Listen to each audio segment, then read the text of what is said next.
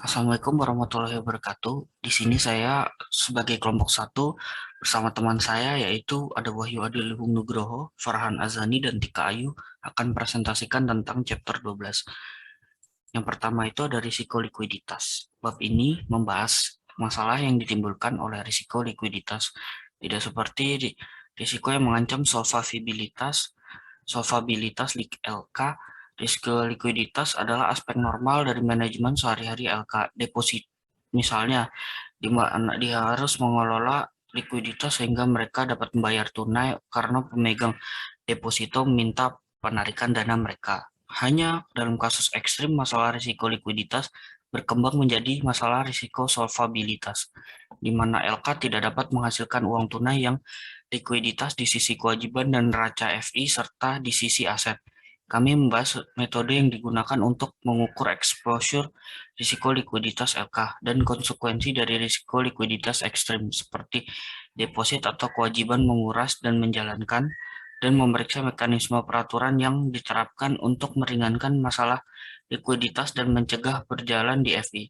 Selain itu, beberapa LK lebih rentan terhadap risiko likuiditas daripada yang lain. Di satu sisi, lembaga penyimpanan sangat terekspos. Di tengah, perusahaan asuransi jiwa adalah terpapar sedang. Di sisi lain, reksadana, dana lindung nilai, dana pensiun, dan perusahaan asuransi properti korban memiliki exposure yang relatif rendah. Namun, LK ini tentu saja terkena beberapa risiko likuiditas. Sementara fokus diskusi adalah risiko likuiditas di lembaga penyimpanan. Kami juga membahas aspek unik dari risiko likuiditas di jenis lembaga lainnya. Yang selanjutnya, kotak perspektif industri menunjukkan beberapa masalah yang pertimbangkan JP Morgan Chase dalam mengevaluasi risiko likuiditasnya. Saat Anda membaca bab ini, Anda akan memiliki banyak tindakan yang dijelaskan disertakan sebagai bagian dari disebabkan oleh risiko likuiditas ketika pasar sekuritas berbasis hipotek dan hipotek minjamkan satu sama lain pada tingkat suku bunga semacam yang tinggi. London Interbank of Rate semalam atau suku bunga acuan yang mencerminkan tingkat di mana bank saling meminjamkan lebih dari dua kali lipat, naik dari 2,57% pada 29 September 2008 ke level tertinggi sepanjang masa 6,88% pada 30 September 2009. Bank pada umumnya saling mengandalkan uang tunai yang dibutuhkan untuk memenuhi kebutuhan likuiditas sehari-hari. Suku bunga pinjaman antar bank umumnya rendah karena keyakinan bahwa lembaga keuangan akan saling membayar.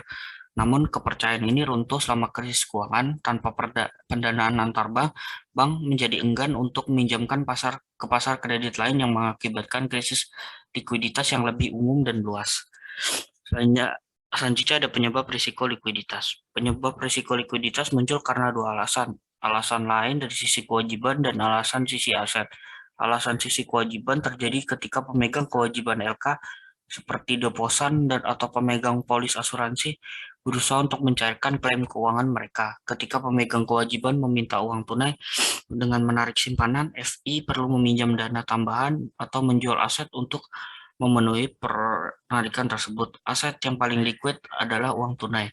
LK menggunakan aset ini untuk membayar pemegang klaim yang ingin menarik dana, namun LK cenderung minimalkan kepemilikan cadangan kas mereka sebagai aset karena cadangan tersebut tidak membayar bunga.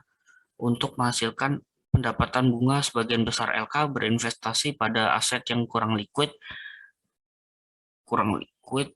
dan atau jatuh tempo lebih lama. Sementara sebagian besar aset pada akhirnya dapat diubah menjadi uang tunai untuk beberapa aset. Ini hanya dapat dilakukan dengan biaya tinggi ketika aset tersebut harus segera likuidasi. Harga yang harus diterima pemegang aset untuk penjualan serta segera mungkin jauh lebih rendah daripada yang akan diterima dengan jangka waktu yang lebih panjang untuk menegosiasikan penjualan. Dengan demikian, beberapa aset dapat dilikuidasi hanya dengan harga jual api yang rendah sehingga mengancam solvabilitas FI.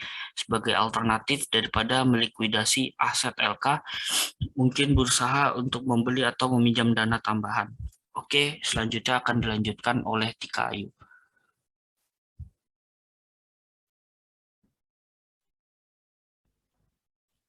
Selanjutnya yaitu penyebab kedua dari risiko likuiditas adalah risiko likuiditas sisi aset, seperti kemampuan untuk mendanai pelaksanaan komitmen pinjaman off balance sheet.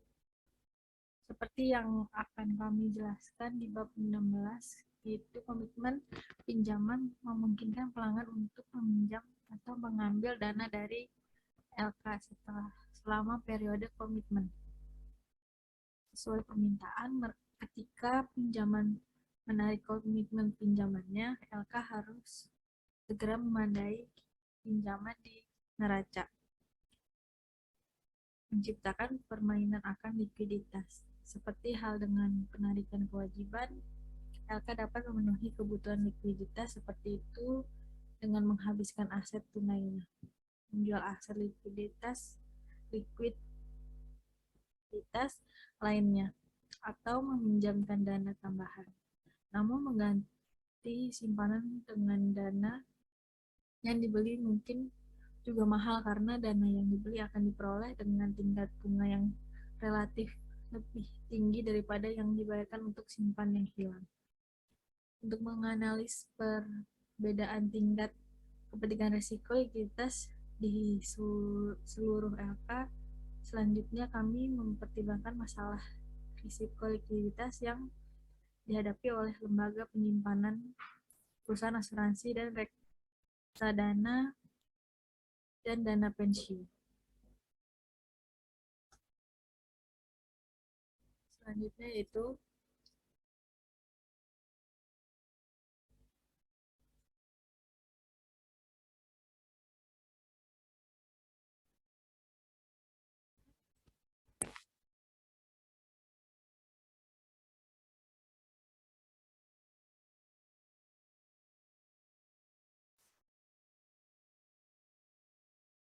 Oke, selanjutnya itu ada berkonsentrasi pada bagian model risk matrix, menghitung penghasilan harian yang beresiko di 3 area perdagangan: pendapatan tetap, valuta asing, FX, dan ekuitas, dan kemudian tentang bagaimana memperkirakan resiko agregat dari seluruh portofolio perdagangan untuk memenuhi FI tujuan manajer dari ukuran exposure dolar agregat tunggal di seluruh bank pada hari tertentu.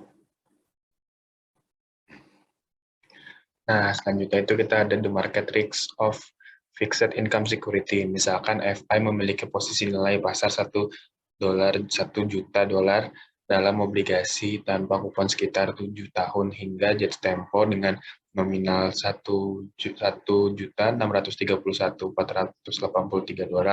Imbalan hasil obligasi ini adalah 7.243% per tahun. 3 obligasi ini dimiliki sebagai bagian dari portofolio perdagangan. Dengan demikian, dolar market value of possession-nya sama dengan $1 miliar.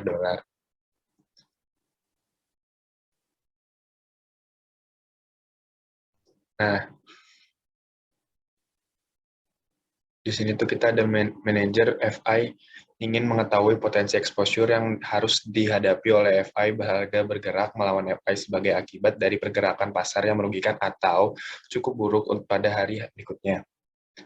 Beberapa FI akan kehilangan tergantung pada volatilitas harga obligasi. Dari model durasi bab 9 kita tahu bahwa daily price volatility sama dengan price sensitive to small change in yield kali adverse daily yield move sama dengan MD times adverse daily yield move. Nah, the modified duration MD of this bond is MD sama dengan D bagi 1 plus R 7 bagi 1,0724 sama dengan 6.524. Mengingat imbal hasil obligasi adalah R sama dengan 7.243%,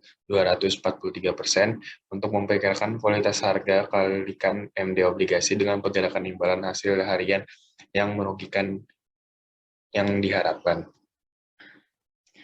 Equity. Nah, banyak hal LK besar juga yang mengambil posisi ketidakadilan seperti yang diketahui dari ibu kota aset pricing model CAMP Ada dua jenis risiko terhadap posisi ekuitas dalam suatu saham individu. Beta, risiko sistematis, tidak dapat diverifikasi, yang mencerminkan pergerakan bersama pengembalian atas saham tertentu dengan pengembalian di pasar portofolio. Total risk sama dengan system risk plus unsystematic risk.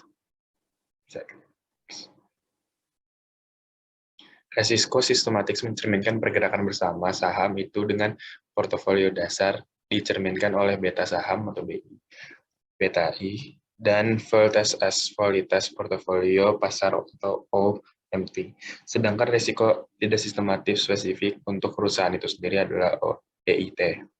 Dalam portofolio yang sangat terverifikasi dengan baik, risiko tidak sistematis dapat diverifikasi secara luas, yaitu akan sama dengan 0, meninggalkan risiko pasar sistematis tidak dapat diverifikasi. Historic back simulator approach. Kritik utama dari risk matrix adalah kebutuhan untuk mengasumsi distribusi asimetris normal untuk semua pengembalian aset 19 jelas untuk beberapa aset seperti opsi dan jangka pendek surat berharga obligasi. Nah, hal ini sangat dipertanyakan. Misalkan investor paling bisa rugi jika membeli opsi panggilan pada ekuitas adalah premi panggilan, namun potensi pengembalian keuntungan investor tidak terbatas. Dalam arti statistik, pengembalian pada opsi panggilan tidak normal karena menunjukkan kemiringan positif. Nah, ada historic back simulation, model versus risk metric, salah satu manfaat nyata dari pendekatan historis ini atau simulasi kembali adalah ketika tidak perlu menghitung deviasi standar dan kolerasi atau mengasumsi distribusi normal untuk mengembalikan aset. Untuk menghitung angka risiko portofolio dari baris 9 tebal 15 sampai 6.23, keuntungan kedua adalah ia secara langsung memberikan nomor skenario terburuk di misalnya kerugian $119. Lihat langkah kelima risk matrix karena mengasumsikan pengembalian aset terdistribusi secara normal, bahwa pengembalian dapat mencapai plus dan minus tak terhingga, tidak memberikan nomor skenario kasus terburuk seperti itu.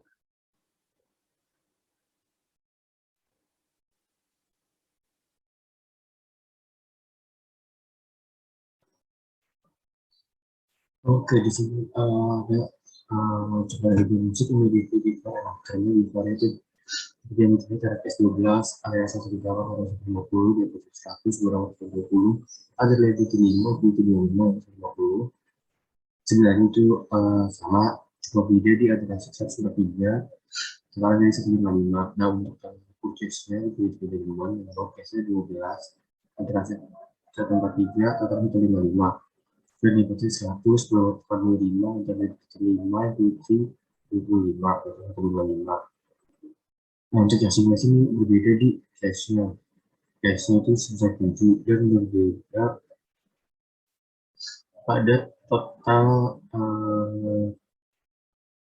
jadi dari deposit itu sama 100, 220, ada deposit 5, itu 125, itu kan 150. Nah, yang selanjutnya adalah dari apakah kan komitmen ini itu pinjaman berarti bahwa itu perlu segera memberikan pinjaman sebesar $5 juta kepada peminjam. Yang dapat dilakukan baik dengan mengunjungi investasi yang dibeli atau dengan mengunjungi investasi tersimpan. Kamu cukup menyajikan 20 juta ini pada tanggal 12/4. Itu pada tanggal B. Pada jenis lain dari risiko likuiditas, sisi aset itu muncul dari portofolio investasi FI-nya, FL. Kalau secara khusus, perubahan suku bunga juga dapat menyebabkan nilai portofolio investasi berfluktuasi secara signifikan. Jadi suku bunga itu meningkat, nilai portofolio dari efek investasi itu akan turun dan kerugian yang sangat besar dalam portofolio itu dapat terjadi. Nah, selanjutnya itu dari sisi likuiditas pasar yang tertentu akan memburuk karena perdagangan pasar ingin menjual dan tidak ada yang membelinya. Ini ditemukan bahwa perkembangan teknologi dan lainnya yang telah menyebabkan peningkatan yang stabil. Dan likuiditas pasar keuangan namun hal ini tetap diutamakan karena ada kecenderungan meningkat ke arah perilaku kelompok di mana sebagian besar perdagangan ingin melakukan jenis perdagangan yang sama. Nah, ini ada contoh lagi pada tabel 1.5. Panel A itu menunjukkan raca FI segera sebelum dan setelah penurunan 5 juta dolar.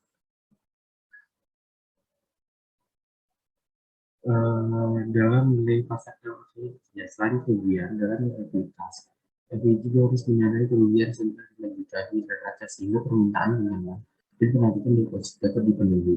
Lembaga keuangan harus mengambil kerugian dari portofolio investasi. Ini dapat dilakukan baik dengan menerima likuiditas yang dibeli atau dengan menerima likuiditas yang disimpan. Tapi dua titik ini itu menunjukkan pengaruh dari kedua hal ini, strategi dan neraca. Berarti kita dalam kedua kasus bahwa ini tuh telah kehilangan 5 juta dalam investasi. Jadi sekian pesan ini kurang lebih. Assalamualaikum.